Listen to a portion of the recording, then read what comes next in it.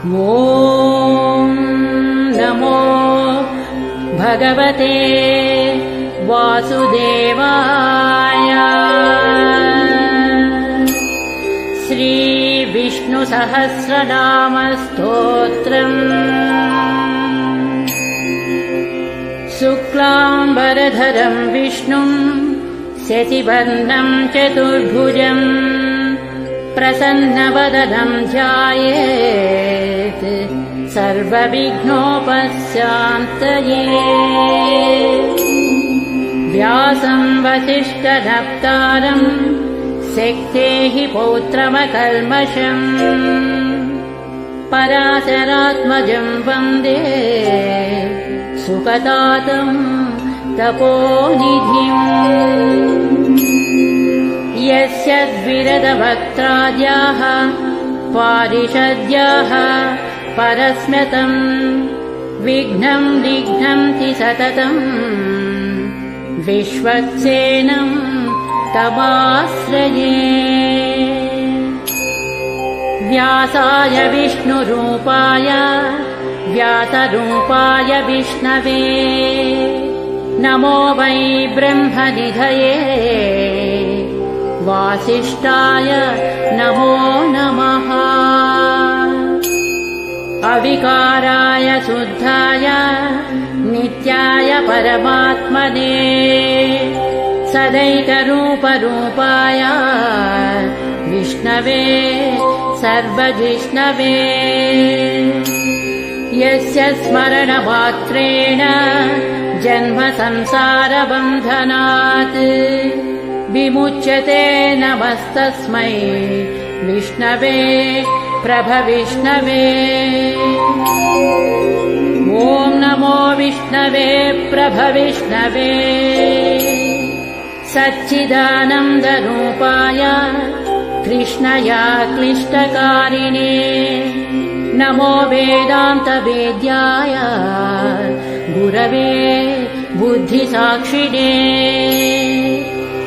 कृष्णद्वैपायनं व्यासं सर्वलोकहिते रतं वेदाब्जभास्करं वन्दे समाधिनिलयं मुनिः। सहस्रमूर्तेः पुरुषोत्तमस्य सहस्रनेत्राननपादबाहो सहस्रनाम्नां स्तवनं प्रशस्तं निरुच्यते जन्मजरादिशान्त्यैः। श्रीवैशम्पायन उवाच श्रुत्वा धर्मानशेषेण पावनानि च सर्वशः युधिष्ठिरस्यान्तनवं पुनरेवाभ्यभाषत। युधिष्ठिर उवाच किमेकं दैवतं लोके किं वाप्येकं परायणं स्तुवन्तः कं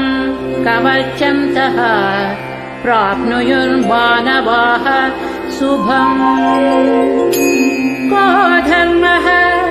सर्वधर्माणां भवतः परमो मतः किं जपन् मुच्यते जन्तुर्जन्म संसार बन्धनात्। श्रीभीष्म उवाच जगत्प्रभुं देवदेवम् अनन्तं पुरुषोत्तमम् स्तुवन्नाम सहस्रेण पुरुषः शततोऽधिकः तमेव चार्चयन् नित्यम् भक्त्या पुरुषमव्ययम् ध्यायन् स्तुवन् नमस्यंश्च यजमानस्तमेव च। अनादिनिधनं विष्णुं सर्वलोकमहेश्वरम्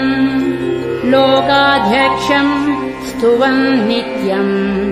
सर्वदुःखादिगो भवेत्।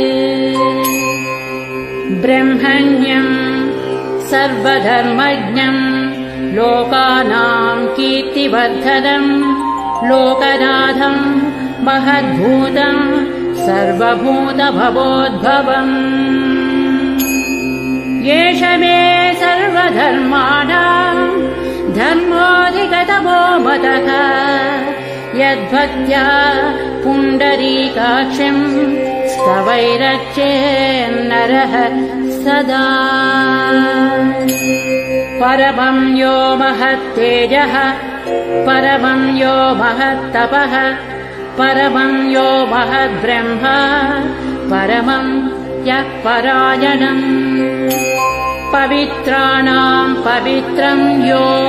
मङ्गलानां च मङ्गलम्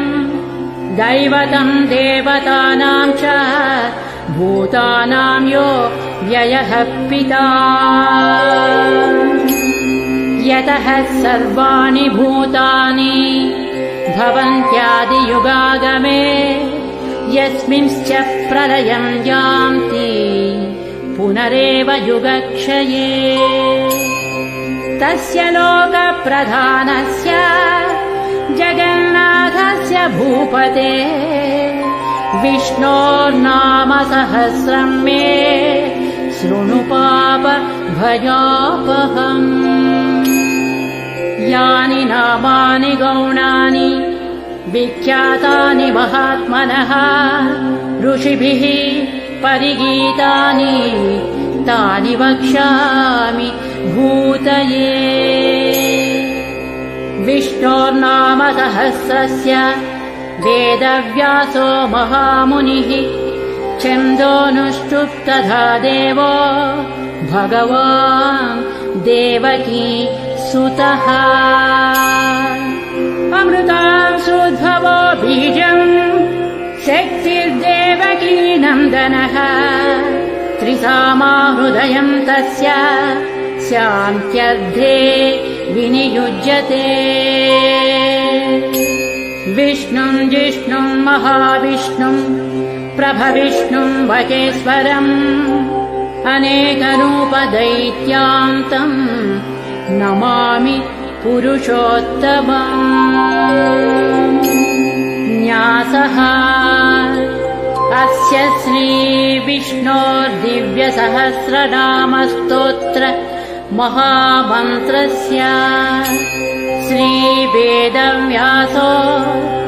भगवान् ऋषिः अनुष्टुप् छन्दः श्रीमहाविष्णुः परमात्मा श्रीमन्नारायणो देवता अमृतांशोद्भवो भानुरिति बीजम् देवकी नन्दनः स्रष्टेति शक्तिः उद्भवः शोभनो देव इति परमो मन्त्रः शङ्खभृन्नन्दकी चक्रीति कीलकम् शान्यधन्वागदाधर इत्यस्त्रम् रथाङ्गपाणिरक्षोभ्य इति नेत्रम् त्रिसामा सामगः सामेति कवचम् आनन्दम् परब्रह्मेति योनिः ऋतुः सुदर्शनः काल इति दिग्बन्धः श्रीविश्वरूप इति ध्यानम् श्रीमहाविष्णुः प्रीत्यर्थे श्रीसहस्रनाम जपे विनियोगः ध्यानम् क्षीरोधन्वत्प्रदेशे शुचिमणिविलसत्सैकते मौक्तिकानाम् मालाक्षुप्तासनस्थः स्फटिकमणिनिभैः मौक्तिकैर्मण्डिताङ्गः शुभ्रैरभ्रैरदभ्रैरुपरि विरचितैर्मुक्त पीयूषवर्षैः आनन्दीनः पुनीया दरिनलिन गदा शङ्खपाणिर्मुकुन्दः भूः पादौ यस्य नाभिर्वियदसुरनिलश्चन्द्रसूर्यौ च नेत्रे कर्णावासाः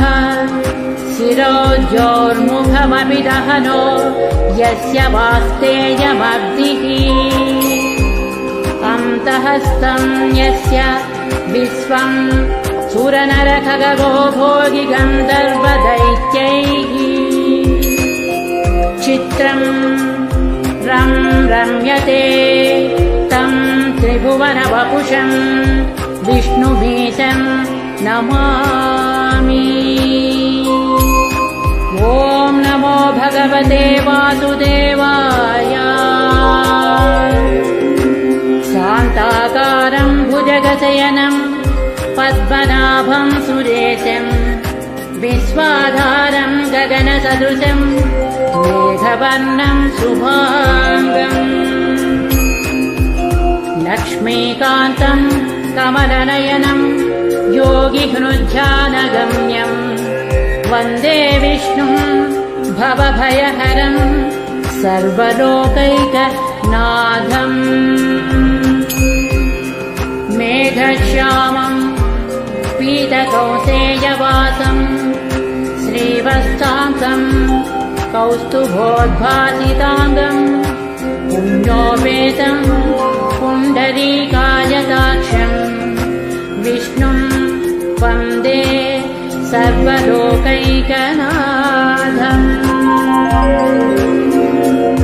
नमः समस्तभूतानाम् आदिभूताय भूभृते अनेकरूपरूपाय विष्णवे प्रभविष्णवे सशङ्खचक्रं सकिरीटकुण्डलं सपीतवस्त्रं सरसीरुहेक्षणं सहारवक्षस्थलशोभिकौस्तुभं नमामि विष्णुं शिरसा चतुर्भुजम् छायायां पारिजातस्य हेमसिंहासनोपरि आसीनमम्बुधस्य ममायताक्षमलं कृतम् चन्द्राननं चतुर्बाहुं श्रीवत्साङ्कितवक्षसं रुक्मिणी सत्यभामाभ्यां सहितं कृष्णमाश्रये इति उत्तरपीठिका समाप्तः। स्तोत्रम् हरिः ओम्। विश्वं विष्णुर्वषट्कारो भूतभव्यभवत्प्रभुः भूतकृद्भूतभृद्भावो भूतात्मा भूतभावनः भूतात्मा परमात्मा च मुक्तानां परमागतिः अव्ययः पुरुषः साक्षी क्षेत्रज्ञोऽक्षर एव च योगो योगविदां नेता प्रधानपुरुषेश्वरः नारसिंहवपुः श्रीमान् केशवः पुरुषोत्तमः सर्वः शिवः स्थाणुर्भूतादिर्निधिरव्ययः सम्भवो भावनो भर्ता प्रभवः प्रभुरीश्वरः स्वयंभूः शम्भुरादित्यः पुष्कराक्षो महाश्वनः अनादिनिधनो धाता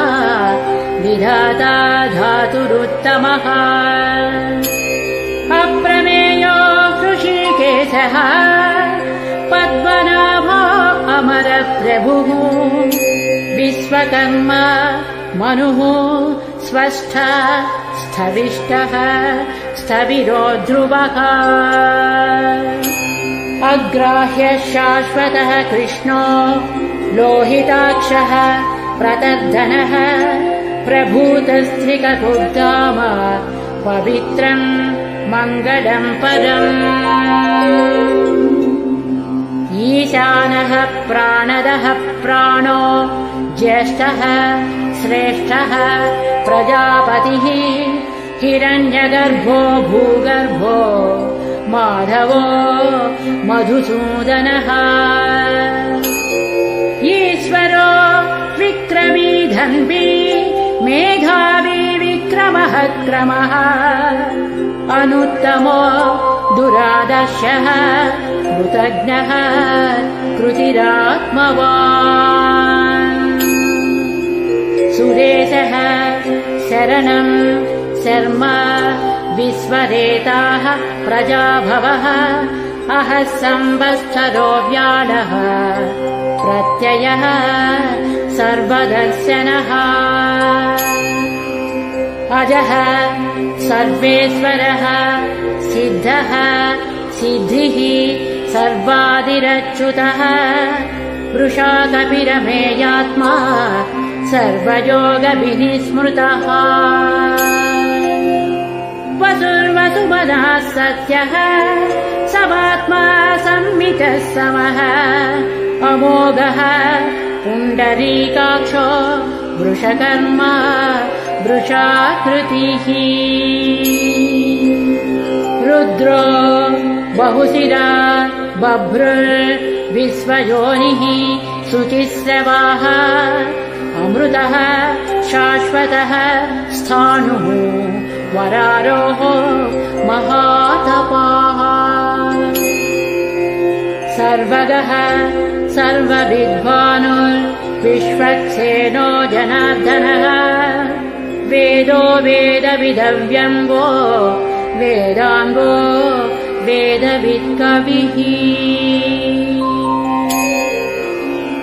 लोकाध्यक्षः सुराध्यक्षो धर्माध्यक्षः कृताकृतः चतुरात्मा चतुर्व्यूहः चतुर्दंष्ट्रः चतुर्भुजः भ्राजिष्णुर्भोजनम् भोक्ता सहिष्णुः जगदादिजः अनघो विजयो जेता विस्मयोनिः पुनर्वसुः भूपेन्द्रो वामरः प्रांशु अमोघः शुचिरोज्जितः अतीन्द्रः संग्रहः सर्गो धृतात्मा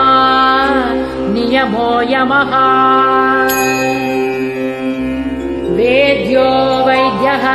सदा योगी वीरः माधवो मधुः अतीन्द्रियो महामायो महोत्साहो महाबलः महाबुद्धिर्महावीर्यो महाशक्तिर्महाद्युतिः अनिर्देश्य वपुः श्रीमान् अमेयात्मा महादिधृत् महेश्वानो महीभक्त श्रीनिवासः सतां गतिः अनिरुद्धः सुरानन्दो गोविन्दो गोविदाम्पतिः मरीचिर्दमनो हंसः सुपर्णो भुजगोत्तमः हिरण्यनाभः सुतपाः पद्मनाभः प्रजापतिः अमृत्युः सर्वदृक्सिंहः संधाता सन्धिमास्थिरः अजो दुर्मर्शनः शास्ता विश्रुतात्मा सुरारिः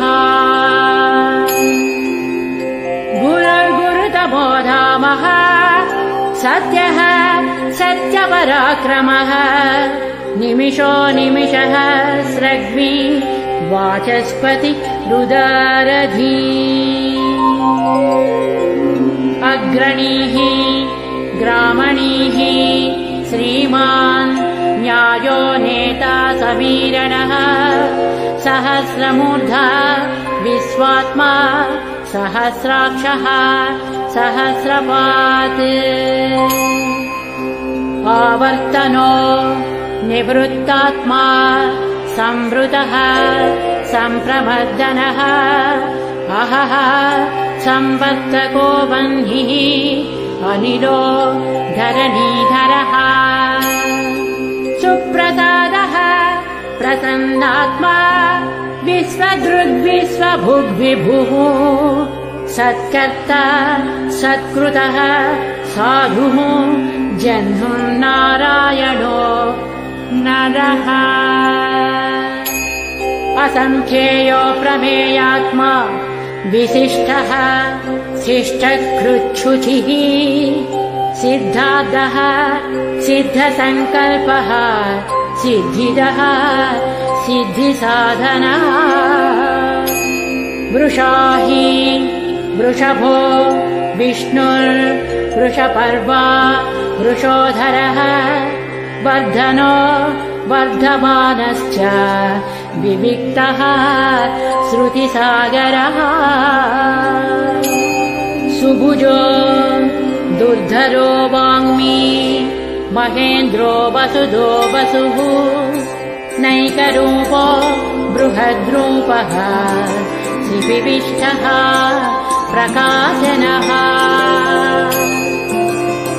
ओजस्तेजो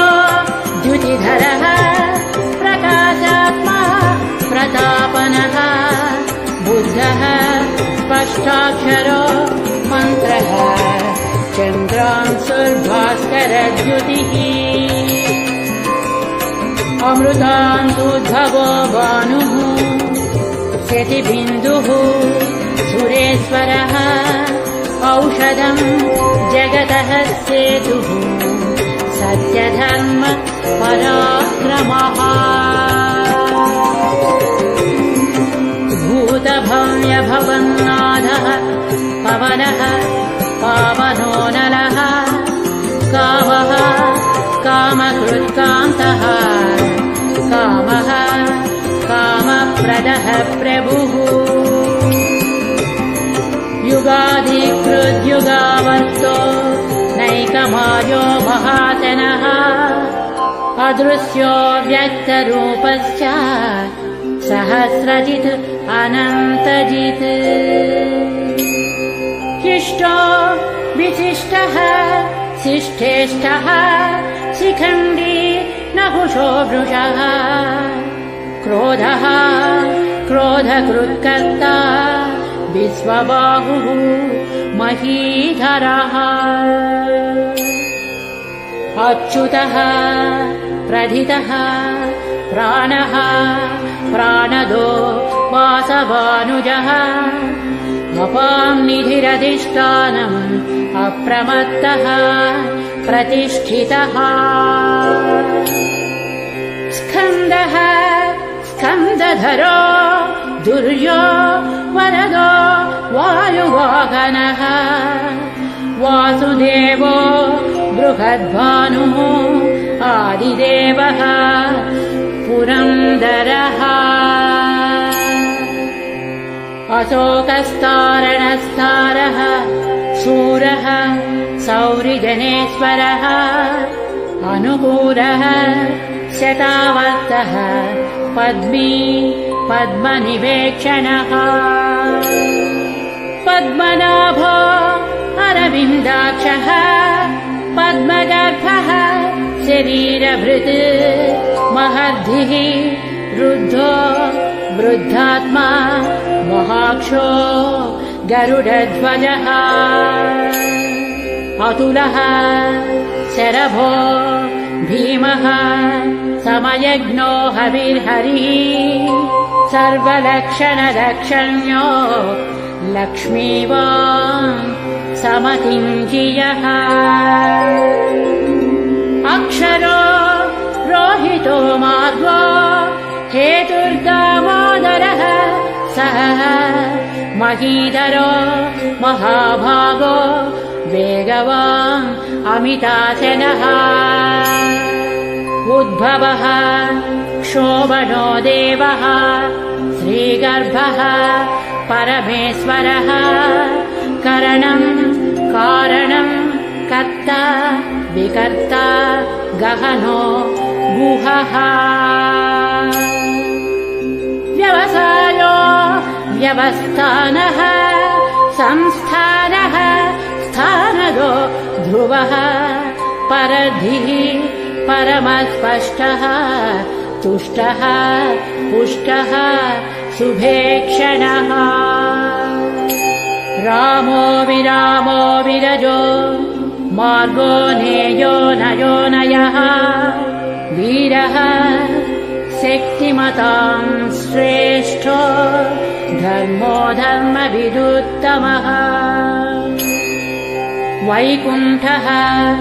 पुरुषः प्राणः प्राणदः प्रणवः पृथुः हिरण्यगर्भः शत्रुभ्यो व्याप्तो वायुरधोक्षजः ऋतुः सुदर्शनः कालः परमेष्टि परिग्रहः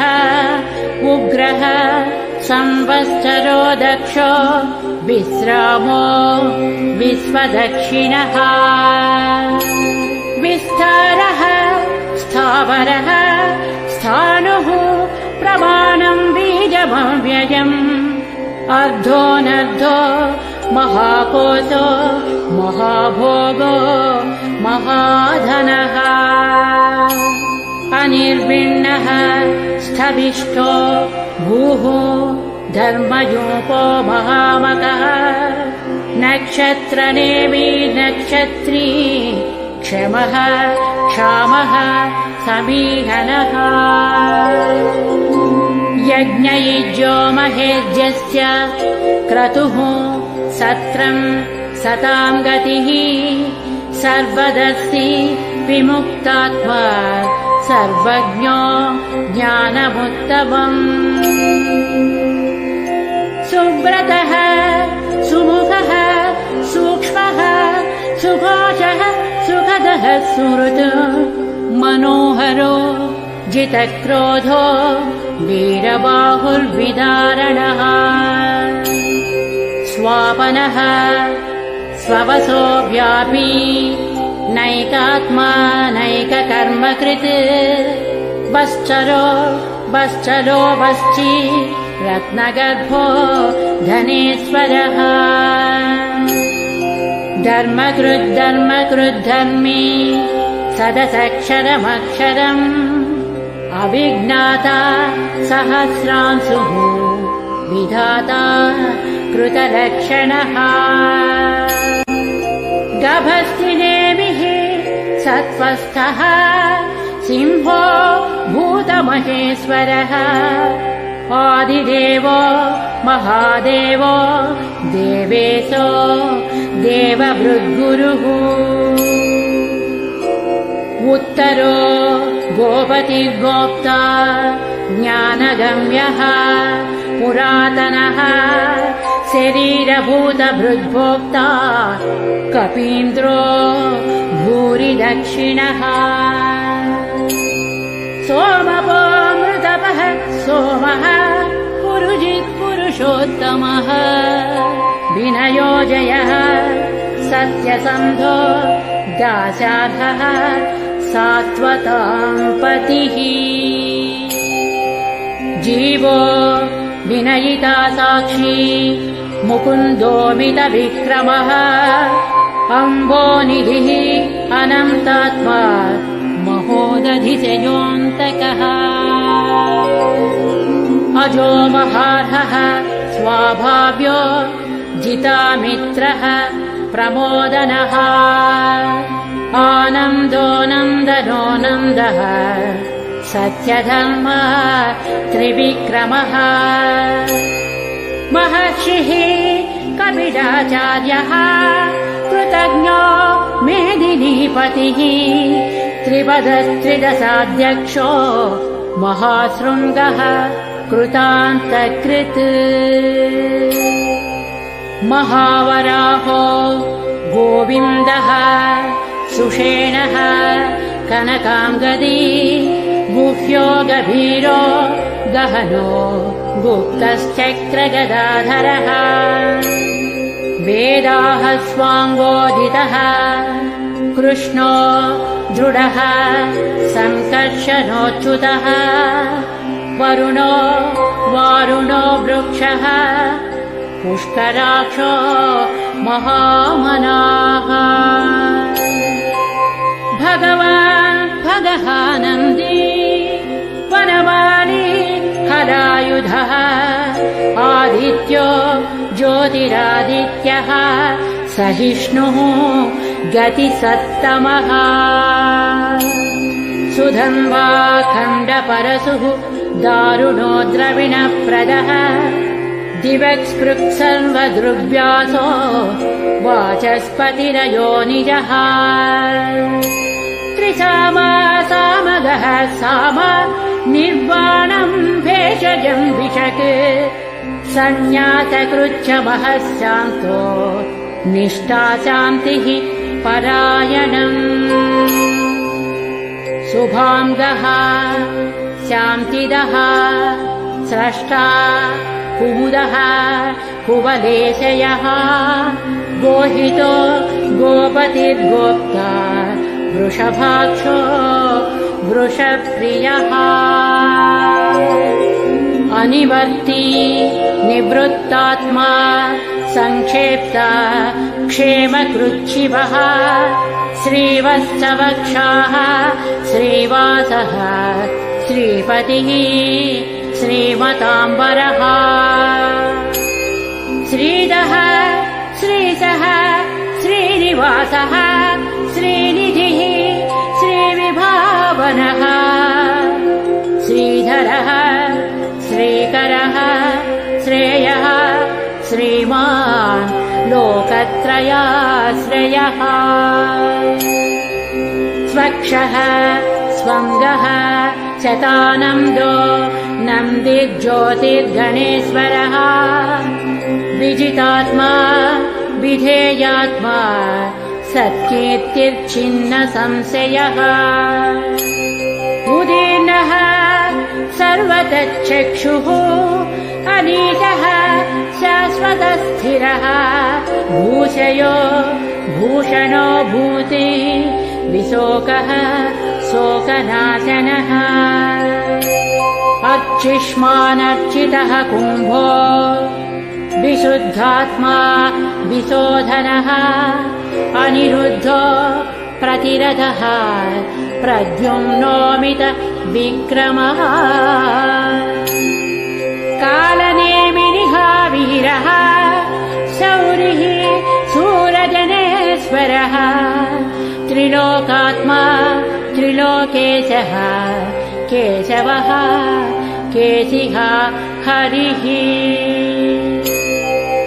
कामदेवः कामपालः कामी कान्तः कृतागमः अनिर्देश्य वपुः विष्णुः वीरोऽनन्तो धनञ्जयः ब्रह्मण्यो ब्रह्मकृद्ब्रह्मा ब्रह्म ब्रह्म विवर्धनः ब्रह्मवित् ब्राह्मणो ब्रह्मी ब्रह्मज्ञो ब्राह्मणप्रियः महाक्रमो महाकर्मा महातेजा महोरगः महाक्रतुः महायज्वा महायज्ञो महाहविः स्तव्यः स्तवप्रियः स्तोत्रम् स्तुतिः स्तोतारणप्रियः पूर्णः पूरयिता पुण्यः पुण्यकीर्तिरनामयः मनोजवस्थितकरो वसुरेता वसुप्रदः वसुप्रदो वासुदेवो वसुर्वसुमना हविः सद्गतिः सत्कृतिः सत्ता सद्भूतिः सत्परायणः शूरसेनो यदुश्रेष्ठः सन्निवासः सुयामुनः भूतावासो वासुदेवः सर्वासु निरयो नरः दर्पः दर्पदो दृप्तो दुर्धरोधा पराजितः विश्वमूर्तिः महामूर्तिः दीप्तमूर्तिरमूर्तिमान् अनेकमूर्तिरव्यक्तः शतमूर्तिः शताननः एकोनैकः स्तवः कः किं यत्तत्पदमनुत्तमम् लोकबन्धुर्लोकनाथो माधवो भक्तवत्सलः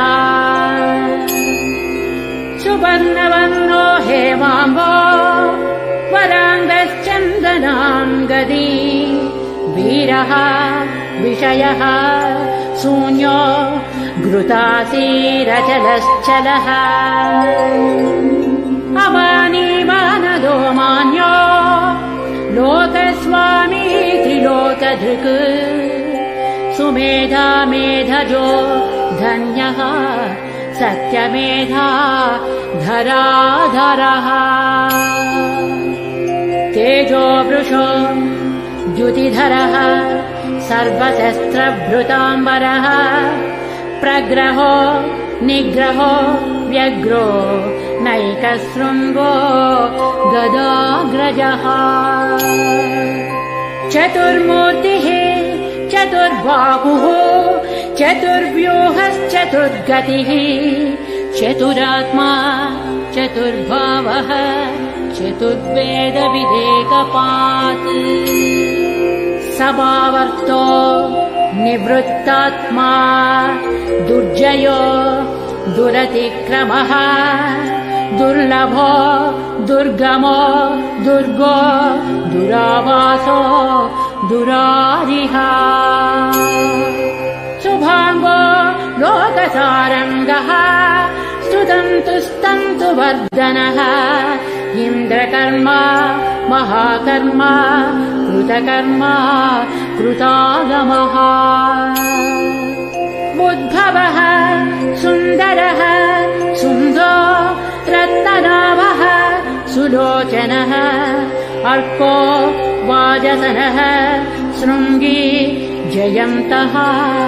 सर्वविजयी सुवर्णबिन्दुरक्षोभ्यः सर्ववागीश्वरेश्वरः महाह्रदो महाकर्तो महाभूतो महानिधिः कुमुदः कुन्दरः कुन्दः पर्जन्यः पावनोऽनिलः अमृतांसोऽमृतवपुः सर्वज्ञः सर्वतो मुखः सुलभः सुव्रतः सिद्धः शत्रुजित्शत्रुतापनः न्यग्रोधोदुम्बरो अश्वत्थः चाणूरान्द्र निषूदनः सहस्रार्चिः सप्तजिह्वाः सप्तैधाः सप्तवाहनः अमूर्तिरनघोचिन्त्यो भयकृद्भयनाशनः अणुर्बृहत्तृषः स्थूलो गुणभृन्निर्गुणो महान् अधृतः स्वधृतः स्वास्यः प्राग्वंशो वंशवर्धनः भारभृत्कथितो योगी योगीशः सर्वकामदः आश्रमः श्रमणः क्षामः सुपर्णो वायुवाहनः धनुर्धरो धनुर्वेदो दण्डो दमयिता दमः अपराजितः सर्वसहो नियन्ता नियमो यमः सत्यवान् सात्विकः सत्यः सत्यधर्मपरायणः अभिप्रायः प्रियालोढः प्रियकृत् प्रीतिवर्धनः विहाय च गतिर्ज्योतिः सुरुचिर्हुतभुग्विभुः रविर्विलोचनः सूर्यः सविता रविलोचनः अनन्तो हुतभुग्भोक्ता सुखदो नैकदोऽग्रजः अनिर्भिन्नः सदामर्षि लोकाधिष्ठानमद्भुतः सनः सनातनतमः कपिलः कपिलव्ययः स्वस्तिदः स्वस्तिकृत् स्वस्ति स्वस्तिभुक् स्वस्ति दक्षिणः अरौद्रः कुण्डलीचक्रे विक्रमोज्जितशासनः शब्दादिगः शब्दसः शिशिरः शर्वरीकरः अक्रूरः पेशलो दक्षो दक्षिणः क्षमिणाम्बरः विद्वत्तमो वीतभयः पुण्यश्रवणकीर्तना उत्तारणो दुष्कृतिः पुण्यो दुःस्वप्ननाशनः वीरः रक्षणः सन्तो जीवनः पर्यवस्थितः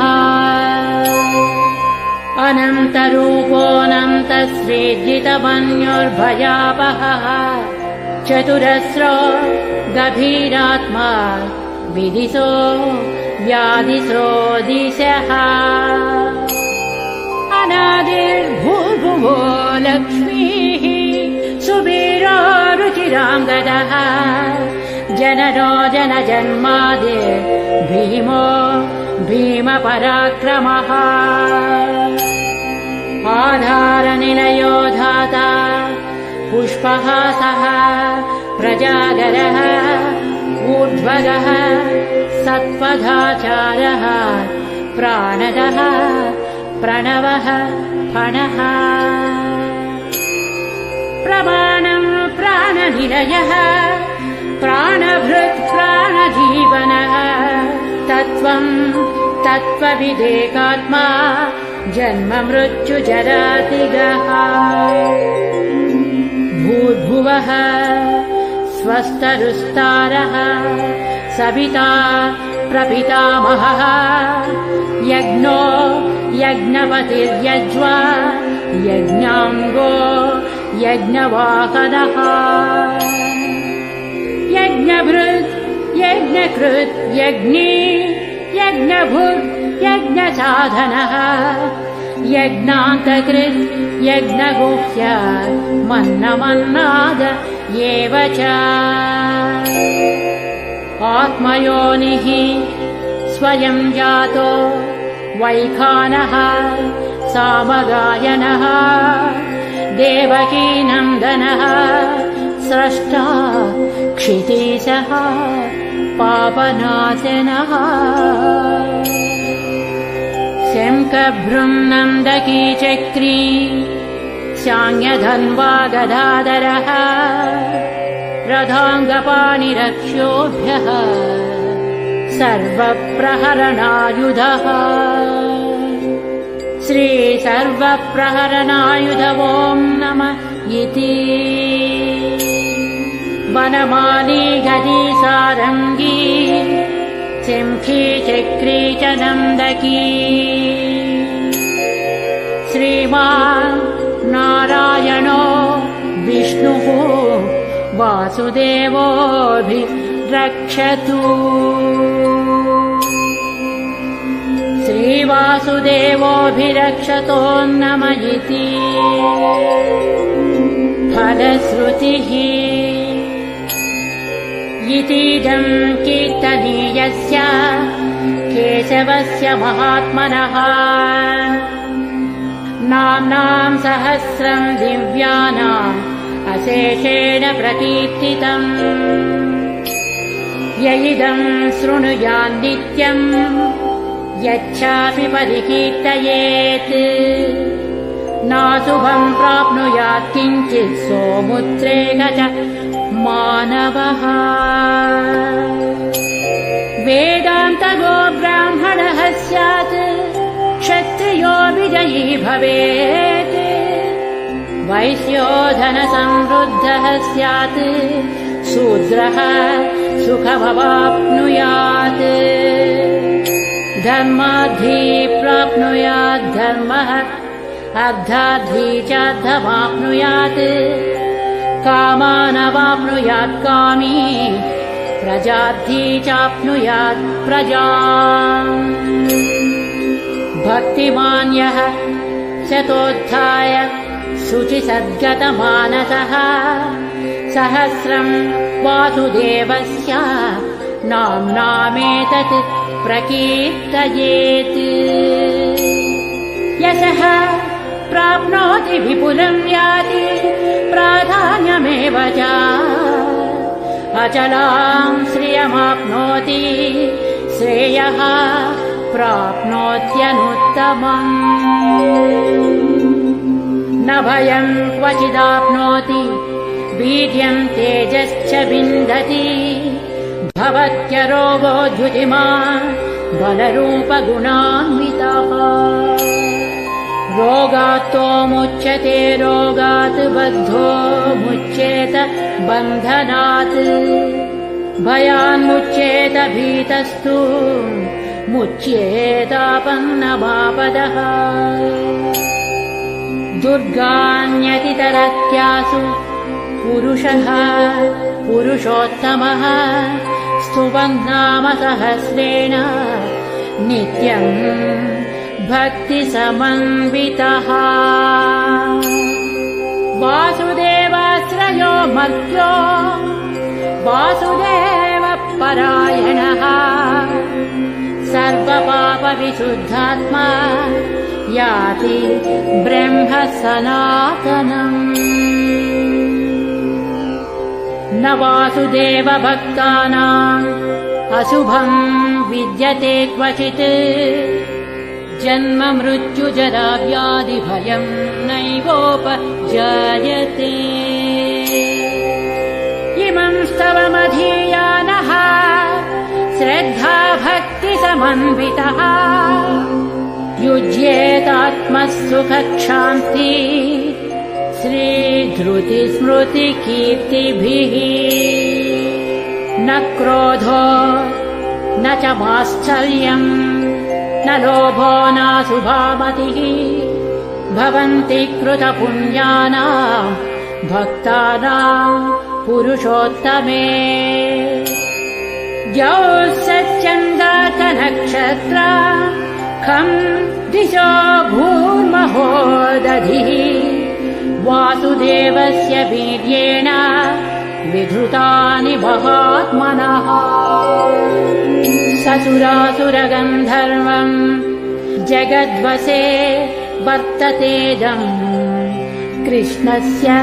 सचराचरम् इन्द्रियाणि मनोबुद्धिः सत्त्वं तेजो बलं धृतिः वासुदेवात्मकान्याहुः क्षेत्रं क्षेत्रज्ञ एव च सर्वागमानामाचारः प्रथमं परिकल्पते आचारप्रभवो धर्मो धर्मस्य प्रभुरच्युतः ऋषयः पितरो देवा महाभूतानि धातवः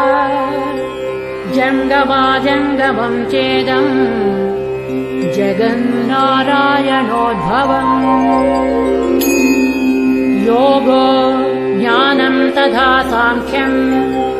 विद्याः शिल्पादिकर्म च वेदाः शास्त्राणि विज्ञानमेतत् सर्वं जनार्दनात्। एको विष्णुर्महद्भूतम् पृथग्भूतान्यनेकशः त्रीन् लोकान् व्याप्य भूतात्मा भुङ्क्ते विश्वभुगव्ययः। इमं स्तवं भगवतो विष्णोर्व्यासेन कीर्तितम् पठेद्य इच्छेत् पुरुषः श्रेयः प्राप्तुं सुखानि च। विश्वेश्वरमजं देवं जगतः प्रभुमव्ययम् भजन्ति ये पुष्कराक्षं न ते यान्ति पराभवम्।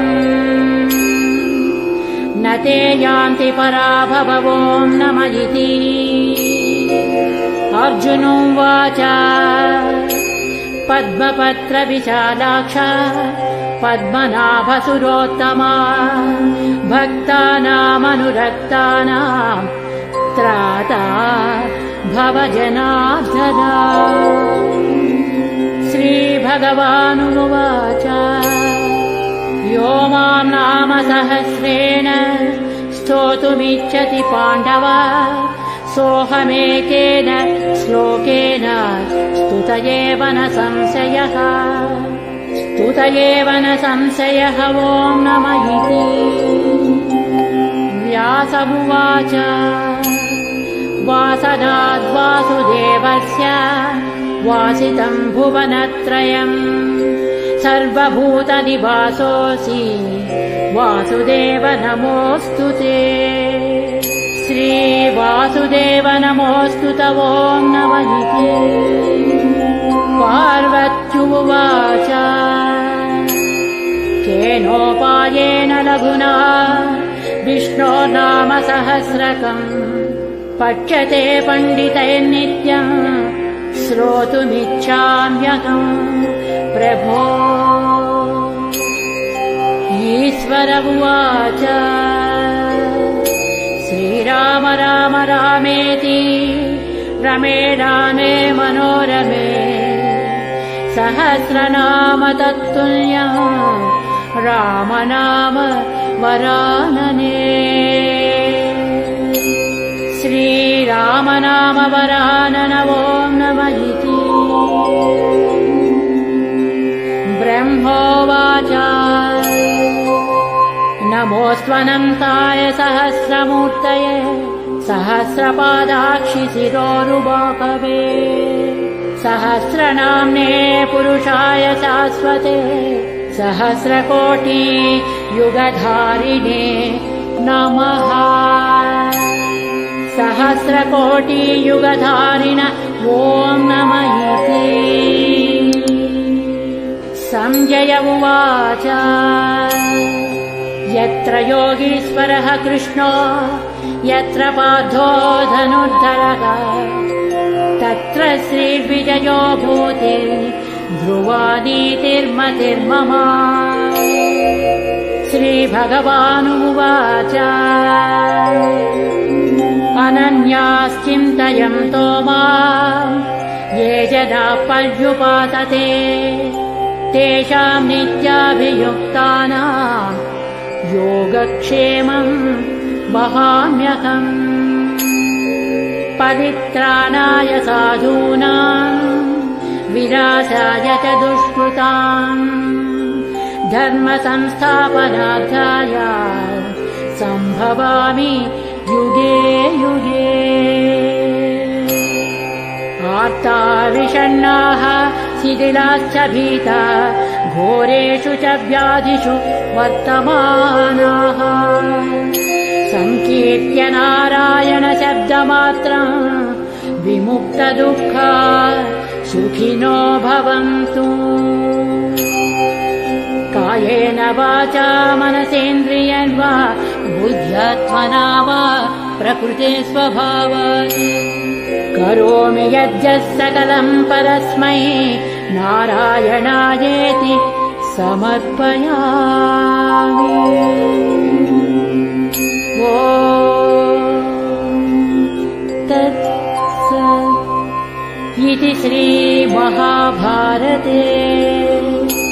शतसाहस्रिकायाम् संहितायाम् वैयासिक्याम् अनुशासनपर्वान्तर्गत अनुशासनिकपर्वणि मोक्षद्वारे भीष्मयुधिष्ठिरसंवादे श्रीर्विष्णोर्दिव्य सहस्रनामस्तोत्रम् नामैकोनपञ्चशताधिकशततमोऽध्यायः। इति श्री विष्णुसहस्रनामस्तोत्रम् समाप्तम्।